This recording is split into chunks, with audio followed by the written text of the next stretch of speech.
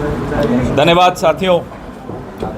पिछले कई दिनों से आप लोग लगातार देख रहे हैं कांग्रेस पार्टी के कार्यकर्ताओं को, यूथ कांग्रेस के कार्यकर्ताओं को, एनएसयूआई के कार्यकर्ताओं को, हमारे तमाम नेताओं को, न केवल पुणे में, न केवल महाराष्ट्र में, पूरे देश में एक गुस्सा है और वो गुस्सा नौजवानों का गुस्सा है। और इतिहास साक्षी है, जब भी किसी भी देश का, समाज का जवान गुस्से में आता है, नौजवान गुस्से में आता है, तो उस देश में फिर बदलाव आता है। ये हवा शुरू में तो हवा कहलाती है, फिर ये तूफान बनता है और उस तूफान की आहट, उस तूफान की आवाज़ पुणे में बहुत स्पष्ट तौर पे सुनाई दे रही है। उस तूफान से जो डर है वो पूरे महाराष्ट्र में, पूरे देश में बहुत अच्छी तरह दिख रहा है। वो नरेंद्र मोदी की शक्ल पर हो, वो अमित शाह की शक्ल पर हो, वो देवेंद्र फडणवीस की शक्ल पर हो, सबकी शक्लों पर वो डर दिख रहा। और ये डर बहुत अच्छा होता है किसी भी लोकतंत्र के लिए। महिलाओं जो हमारी थीम है, छात्रों की गूंज की, पुणे में जहाँ सावित्रीबाई फूले जी ने एक नींव रखी थी महिला शिक्षा के लिए, एक क्रांतिकारी कदम था। यहाँ एक इस थीम को लाया गया, बहुत महत्वपूर्ण थीम है। आज देश के लिए हम कहते हैं साहब विकसित भारत। विकसित भारत विकसित कैसे होगा जब देश की 50% आबादी को हम विकास की इस यात्रा में शामिल होने से रोकते हैं। मैं आपको एक उदाहरण देता हूँ। दिल्ली में जंतर मंतर में एक आंदोलन हुआ, नौजवानों का आंदोलन हुआ। कोई पुरुष, कोई नौजवान लड़का अगर नारे लगा रहा है, आंदोलन कर रहा है, प्रदर्शन कर रहा है, तो कभी आपने नहीं सुना होगा उसके चरित्र पे कोई बात हो रही हो, कभी आपने नहीं सुना होगा कि उसके कपड़ों पे, उसके पहनावे पे कोई टिप्पणी हो रही हो। एक महिला 15-16 साल की, 17 साल की, 18 साल की बच्ची अगर आंदोलन कर रही है, नारे लगा रही है, तो सत्ता में बैठे पुरुषों का अहंकार को चोट लग जाती है। पूरी ट्रोल आर्मी शुरू हो जाती है। देखो इस लड़की के कपड़े कैसे हैं, देखो इस लड़की के दांत कैसे हैं, और उसके चरित्र पे जो हमले बोले जाते हैं। ये उदाहरण मैं इसलिए दे रहा हूं, किस तरह से हम षड्यंत्र रचकर लड़कियों को, महिलाओं को, बच्चियों को घर में कैद करना चाहते हैं, अपनी सोच में कैद करना चाहते हैं। वोट लेते वक्त महिलाओं का वोट चाहिए, लेकिन निर्णय लेते वक्त, नीति तय करते वक्त उस कमरे में महिलाएं नहीं होनी चाहिए। ये साजिश महिला आरक्षण बिल के साथ हमने सरेआम देखी, आज भी देख रहे हैं। आज भी महिला आरक्षण बिल पास होने के बाद लागू नहीं कर रहे हैं, बहाने ढूंढ रहे हैं। कभी डिलिमिटेशन के पीछे छिप जाते हैं, कभी सेंसस के पीछे छिप जाते हैं। जो बहाना मिल सकता है उस बहाने के पीछे छिप रहे हैं, ताकि जहां नीतियां बनती हैं उस कमरे में सिर्फ पुरुष रहे, महिला नहीं आए। शिक्षा की बात करें, शिक्षा में 16% का गैप है पुरुष की लिटरेसी में और महिला की लिटरेसी। आपने उनको स्कूलों से दूर रखने की साजिश रची, कॉलेजों से दूर रखने की साजिश रखी। कल रात को एबीवीपी के गुंडे गर्ल्स हॉस्टल में घुसे। ये सिर्फ इसीलिए किया जाता है कि डरा सकें, लड़कियों को डरा सकें कि नहीं आप मत जाइए बाहर, आपकी जगह घरों में है, आपकी जगह चार दीवारी में है। आप बाहर आ गई तो पुरुष को खतरा है। पुरुष को कोई खतरा नहीं है, पुरुष के अहंकार को खतरा है। और उस अहंकार को खतरा होना चाहिए, क्योंकि उसी अहंकार ने कॉलेजों से दूर रखा, उसी अहंकार ने नौकरियों से दूर रखा, उसी अहंकार ने नीति के कमरों से दूर रखा, उसी अहंकार ने राजनीति से दूर रखा। इसलिए छात्रों की गूंज की जो थीम है, महिलाओं की जो थीम है, ये बहुत सामयिक है। सही समय पर राहुल गांधी जी हमारे इस मुद्दे को उठा रहे हैं। इस तरफ बहुत कम लोगों का ध्यान जाता है। हम सिर्फ नौजवानों की बात करते हैं। उन नौजवानों में कितने प्रतिशत लड़कियां हैं, महिलाएं हैं, उनकी बात करना बहुत आवश्यक है। पूरी राजनीति में, राजनीतिक संवाद में इसकी चर्चा होना बहुत आवश्यक है। शिक्षा की मैंने आपको बात की, वर्कफोर्स की बात। वर्कफोर्स का आंकड़ा बहुत हैरान कर देने वाला होगा। जो वर्कफोर्स है जो नौकरी का क्षेत्र है वहाँ महिलाओं की संख्या प्रतिशत 41% है, 41.7% है, पुरुषों का 78.8% है। ये फ़र्क, ये गैप आपको ये पूरी कहानी बताता है कैसे हमने अपनी कई पीढ़ियों को, महिलाओं की कई पीढ़ियों को घरों में कैद रखा। हमारी जो संकुचित सोच है पुरुषों की, उसमें हमने कैद रखा। और सेफ्टी की बात बहुत बड़ी होती है। जो एनसीआरबी का डेटा है, मैं अभी अतुल जी से डिस्कस कर रहा था, हर दिन 1210 एफआईआर्स लॉन्च होती हैं पूरे देश में महिलाओं के खिलाफ अत्याचार की। ये वो हैं जो दर्ज होती हैं। इससे कई गुना ज़्यादा अपराध जो महिलाओं के साथ होते हैं, जहां लोग हिम्मत नहीं जुटा पाते कि वो पुलिस स्टेशन तक जाएं या वो मीडिया तक जाएं या वो विपक्ष के नेताओं के पास आएं कि साहब हमारे साथ ये गलत हुआ, इस आवाज़ को उठाइए। तो लगातार हर तरफ से साजिशें, डिजिटल सिक्योरिटी, डिजिटल जो ऑनलाइन ट्रोलिंग होती है, ऑनलाइन हैरेसमेंट होती है लड़कियों की, महिलाओं की, वो आप सब वाकिफ़ हैं उससे, सुबह से शाम तक। और ख़ास तौर पे उन महिलाओं को इंगित किया जाता है, उन पर हमले किए जाते हैं जो आवाज़ उठाने का हौसला रखती हैं, जो सवाल पूछने की हिम्मत रखती हैं, जो आंखों में आंखें डालकर बात करने की ताकत रखती हैं। उन पर सबसे ज़्यादा हमले होते हैं।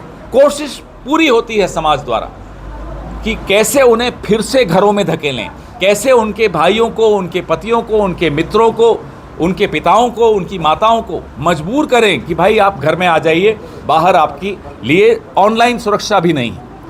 तो इन सब साजिशों के खिलाफ एक राजनीतिक आवाज़ उठाने की आवश्यकता है। गर्व है अपनी पार्टी पर जिसने प्रियंका गांधी जैसी निडर नेता इस देश को दी। हमें गर्व है इस पार्टी पर जहां सैकड़ों महिलाएं बहुत सुरक्षित महसूस करके राजनीति में नए नए झंडे गाड़ रही हैं, इस प्रदेश में हो, किसी और प्रदेश में हो। लेकिन हमें एक उम्मीद भी है कि जो आने वाला कल है, उसमें आने वाली पीढ़ियों की महिलाएं कांग्रेस में अपने आप को महसूस करें, कांग्रेस में उनको ये लगे कि हाँ, यहाँ बराबरी का अवसर मिल सकता है। हमारी राष्ट्रीय अध्यक्ष रही सोनिया जी, कई सालों तक रही, और जब वो राष्ट्रीय अध्यक्ष रही, कई चुनाव हमने उनके नेतृत्व में जीते। महिलाएं ये कह देना कि पुरुषों से कम नहीं है, मुझे लगता है ये गलत बात है। महिलाएं पुरुषों से ज़्यादा आगे हैं।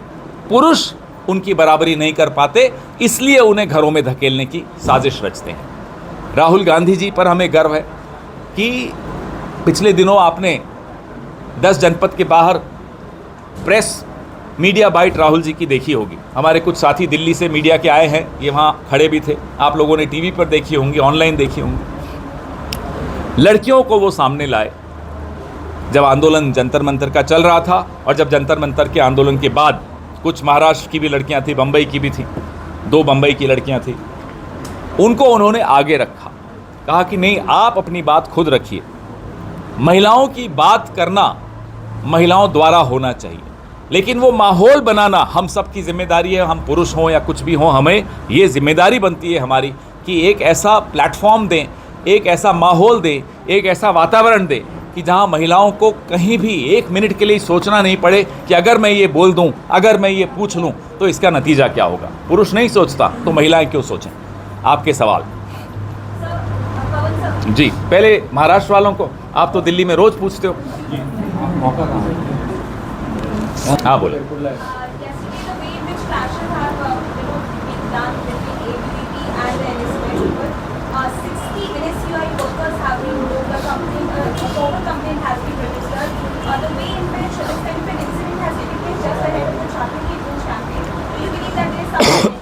Conspiracies were being hatched from several days ago to disrupt this program.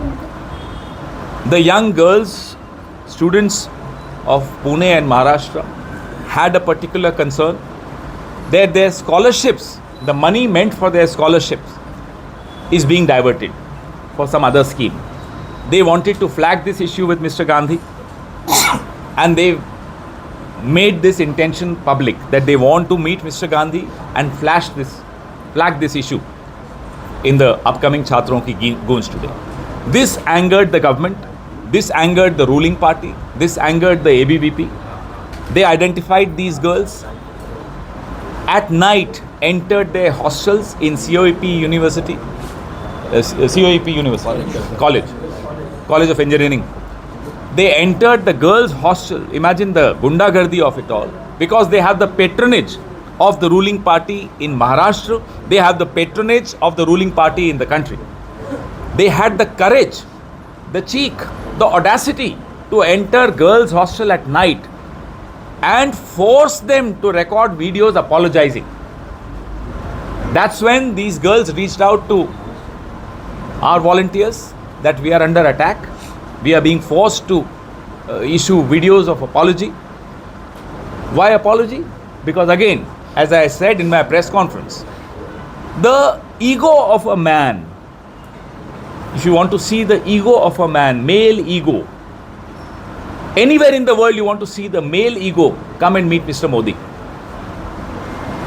One man who is the brand ambassador of male ego is Mr. Narendra Modi. He has a paperback edition of male ego called Amit Shah,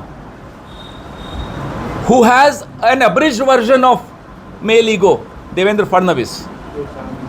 male ego का अगर आपको एक brand ambassador देखना है पूरे विश्व को, मैं आह्वान करता हूं, पर्यटन को भी बढ़ावा मिलेगा देश में, आए नरेंद्र मोदी की शक्ल देखें।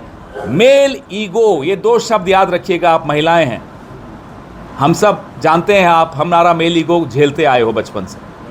वी प्लीड गिल्टी, लेकिन हमारा गिल्ट तो हम ठीक कर देंगे। ब्रांड एम्बेसडर को बुरा लगा।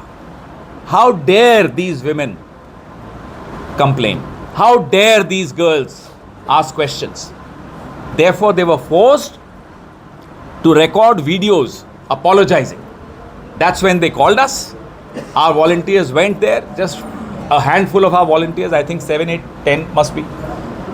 Hundreds of ABVP workers then descended in that hostel, started beating the girls there, started beating our volunteers there, just 8, 10 volunteers of NSUI, but they were beaten up badly.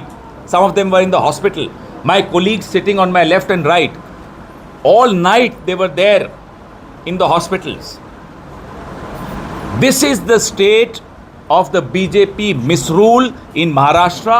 This is the state of BJP misrule in the country. नौजवान सवाल पूछ ले वो बर्दाश्त नहीं होता, और वो लड़की पूछ ले तो भाई साहब खत्म, फिर तो बर्दाश्त छोड़िए, भूख भी नहीं लगती, नींद भी नहीं आती। जब तक उन लड़कियों को फिर से ठीक नहीं कर दिया जाता, फिर से दरवाजे में धक्का मार के वापस कमरों में नहीं भेज दिया जाता, माफ़ी नहीं मंगवा ली जाती, तब तक मेल ईगो नहीं सेटिस्फाई होगा। ये हुआ कल रात को पुणे में, और ये होता है इस देश में रोज़। कार्यकर्ताओं के ऊपर एफआईआर दाखिल हुआ है, गुना दाखिल हुआ है, उसमें आपकी पूरी युवक की बॉडी है और बाकी कार्यकर्ताओं पर भी ये इल्जाम लगाए कि उन्होंने गाली गलौज की, मारपीट की। क्या आप मुझे बताइए, क्या NSUI ने जाकर माफ़ी के वीडियो बनवाए होंगे? वीडियो कौन बनवाएगा, पहले मुझे ये बताइए। NSUI तो नहीं बनाएगी ना, हमें तो अच्छा लगा कि भाई उन्होंने शिकायत की, हम उनकी बात उठाएंगे। तो वीडियो बनाने वाला कौन? सिर्फ थोड़ी कॉमन सेंस से सबको सब समझ में आ जाएगा। मुझे मालूम है आप मुझसे ज़्यादा समझ रहे हो। वीडियो बनाने वाला तो ABVP हो सकता है, जिनसे मजबूरी से, जिनको दबा डरा धमका कर वीडियो बनवाया गया, उन्होंने फ़ोन किया। हमारे 7-8 वॉलंटियर गए, क्यों नहीं जाएंगे साहब? आप हॉस्टल में आओ नाना बाबू, आप हॉस्टल में घुस जाएं आधी रात को, रात के वक्त, लड़कियों के हॉस्टल में पुरुष घुस जाएं, वहाँ डराएं धमकाएं। हम क्या घर पे सोते रहेंगे? क्या चाहते हैं ये लोग? जैसे मीडिया को सुलाने की कोशिश कर रहे हैं, यहाँ का मीडिया तो नहीं सोया, विपक्ष क्यों सोएगा? न विपक्ष सोएगा न मीडिया सोएगा, और हम उम्मीद करते हैं कि अदालतें भी जाग जाएंगी अगर सो रही हैं तो। हम उम्मीद करते हैं कि कमिश्नर पुलिस यहाँ का, उसका ज़मीर जागेगा। हम उम्मीद करते हैं कि आप लोग तमाम सिविल सोसाइटी के लोग जागेंगे। सोने का समय ख़त्म हो गया है।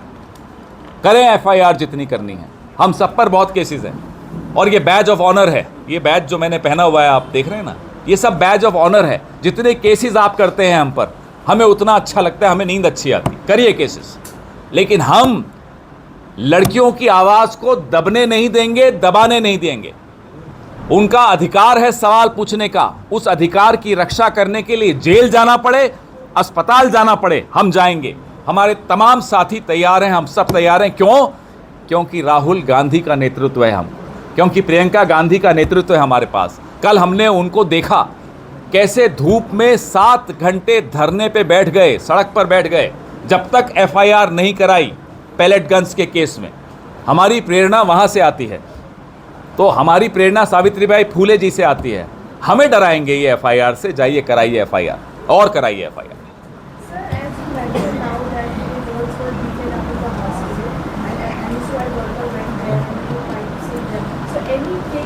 They were forced to record videos of apology, is what I said. And that's when they called, because they said that in the middle of night, these ABVP gundas are here. All the other details are our state leadership, Nana Bhau is here, Atul Bhai is here, and Youth Congress chairman of the Akshay Jain is here. All my friends are here. Our young man, Prashant ji is there. DCC president is here. They were there all night. They will give you the minor details. You can speak to them later after this press conference and take all the details from them. आज सावित्रीबाई फुले नेतापीठ में BJP की तरफ से वंदे मातरम का भी सामूहिक आयोजन किया गया, उसी टाइम पे आयोजन किया गया। देखिए, आपको मैं एक उदाहरण देता हूँ। छात्रों की गूंज देहरादून में हुआ था, आप तो थे, आप सब थे वहाँ। ठीक 5 बजे मैं तो सिंगर्स, आजकल के सिंगर्स को नहीं जानता, मैं तो रफ़ी किशोर कुमार के एरा का आदमी हूँ, लेकिन ठीक उसी समय एक बहुत पॉपुलर सिंगर हैं, मैं नाम नहीं जानता, एक लेडी हैं, अच्छा गाती हैं, उनका कॉन्सर्ट रख दिया बीजेपी, टिकट फ्री। 5 बजे राहुल जी का प्रोग्राम, 5 बजे वो पॉप म्यूज़िक का प्रोग्राम। हमारे कुछ साथियों ने कहा, अरे ये तो गड़बड़ हो गया। हमने कहा भरोसा रखो, नौजवान पर भरोसा रखो, हम पर मत रखो। आप हैरान होंगे, राहुल जी का वो अब तक का सबसे सफल कार्यक्रम था। बरसात थी, भारी भीड़ आई, साजिशें, हाँ आज भी है, आज भी एक कॉन्सर्ट रखा, देख लीजिए। अब इन्हें 3 मुद्दों से ध्यान हटाना था। पहला मुद्दा जंतर मंतर, जो वहाँ छात्रों के साथ मारपीट हुई, पैलेट गन चले, सिवान में AK-47 चली, लाठियाँ, कील लगी हुई लाठियाँ चली। सदन में एक भगोड़ा है, क्या नाम है, अमित शाह, हाँ इलेक्ट्रिक गन भी चली। वो भगोड़ा गृह मंत्री अमित शाह आया ही नहीं सदन में, 21 दिन तक सदन में नहीं आया। उसका एक गुरु भी है, भगोड़ा नंबर 1, मैं इनको 2G कहता हूं, 2 गुजरातीस। 2G दोनों नहीं आए, 5G का जमाना है, 2G गायब था सदन से। तो इस मुद्दे से ध्यान हटाना था। दूसरा मुद्दा था चंदा चोरी। अयोध्या में जो घर घर से जो चंदा लिया गया उसको चुराया गया RSS और PMO के द्वारा। निपेन मिश्रा PMO का, चंपत राय, अनिल मिश्रा RSS के, उससे ध्यान हटाना था। दूसरा मुद्दा। तीसरा मुद्दा जो चीन अरुणाचल में घुस रहा है और हम सवाल पूछ रहे हैं, तीसरा मुद्दा वो था। और चौथा मुद्दा तो एथनॉल है ही, गडकरी साहब पड़ोस के ही रहने वाले हैं। एथनॉल का मुद्दा, E20 का मुद्दा, इन 4 मुद्दों से ध्यान हटाना था। तो क्या लाए? वंदे मातरम लाए। बेवकूफ़ तो हैं, आप जानते हो, सर्टिफाइड बेवकूफ़ हैं एंटायर पॉलिटिकल साइंस वाले लोग। ये सर्टिफाइड बेवकूफ़ों ने, मूर्खों ने ये नहीं सोचा कि वंदे मातरम पे 1937 की कांग्रेस वर्किंग कमेटी की रेजोल्यूशन पे हमला बोलने का मतलब क्या होता है। उसका मतलब ये होता है कि उस वक्त जो कांग्रेस के अध्यक्ष थे नेताजी सुभाष चंद्र बोस, आपने उनको देश विरोधी करार कर दिया, अमित शाह ने। भगोड़ा नंबर 2, ठीक है। दूसरा, सरदार पटेल ने 2 स्टैंजा ऑफ वंदे मातरम को अनुमोदित किया, आपने उनको राष्ट्र विरोधी कह दिया। तीसरा, नेहरू जी, उनको तो आप खैर कहते ही हो। महात्मा गांधी, आप तो गोडसेवादी हो, आपने पूरी सोशल मीडिया टीम गोडसे वालों की खड़ी कर दी है। इन सबको आपने राष्ट्र विरोधी कह दिया। आचार्य नरेंद्र देव भी थे उसमें, जो बनारस हिंदू यूनिवर्सिटी के 7वें वाइस चांसलर थे। उसके बाद आचार्य JB कृपलानी थे, रविन्द्रनाथ टैगोर थे। ये सब राष्ट्र विरोधी हैं। किसने सर्टिफिकेट दिया? भगोड़ा नंबर 2।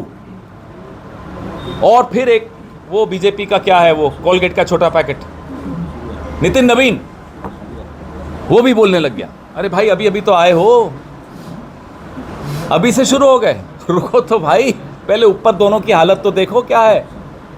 आप क्यों उछल रहे हो, थोड़ा शांत हो जाओ। जो जितना छोटा होता है उछलता भी उतना ही है। छोड़िए, ध्यान हटाने के लिए वंदे मातरम लाए और वो भी इनको उल्टा पड़ गया, क्योंकि लोगों ने पलट के पूछा, क्या सरदार पटेल से बड़े हो गए अमित शाह? क्या अमित शाह की इतनी औकात हो गई, हैसियत हो गई भगोड़े की, कि सरदार पटेल को राष्ट्र विरोधी कह देगा और ये देश बर्दाश्त कर लेगा? आप मुझे बताइए, कौन बर्दाश्त करेगा सरदार पटेल को, अमित शाह जैसे आदमी का? ये तो चलो गृह मंत्री बन गया है, औकात तो हम भी जानते हैं, आप भी जानते हो। गुजरात के किसी पत्रकार को बुला लो, वो बता देंगे इनकी असलियत। आप थोड़ा दूर हो जाओ, फ्रेम में आओगे, केस आप पर भी होगा। पिछली बार भी मुंबई में केस हुआ, वो हमारे साथ थे, कौन, भाई जगताप, वो फ्रेम में आ गए, उनको भी नोटिस आ गया।